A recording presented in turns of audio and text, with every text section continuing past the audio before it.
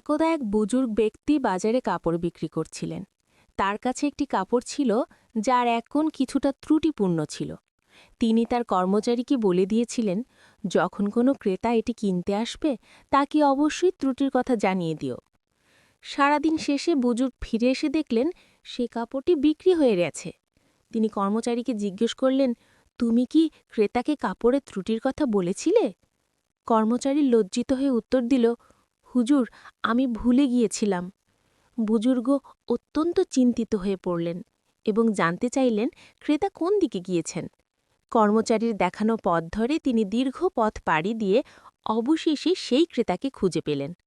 তিনি ক্রেতাকে বললেন, ভাই, আপনি যে কাপড়টি কিনেছেন তাতে সামান্য খুঁত আছে, আমি আপনাকে বলতে ভুলে গিয়েছিলাম। আপনি চাইলে কাপড়টি ফেরত দিয়ে আপনার টাকা নিয়ে নিতে পারেন, অথবা দাম কিছুটা কমিয়ে রাখতে পারেন। ক্রেতা অবাক হয়ে বুজুর্গের সততা দেখে মুগ্ধ হলেন। তিনি বললেন, আমি তো দোষটি লক্ষ্যই করিনি। আপনার এই সততা আমাকে ইসলামের মহানুভবতা শেখালো।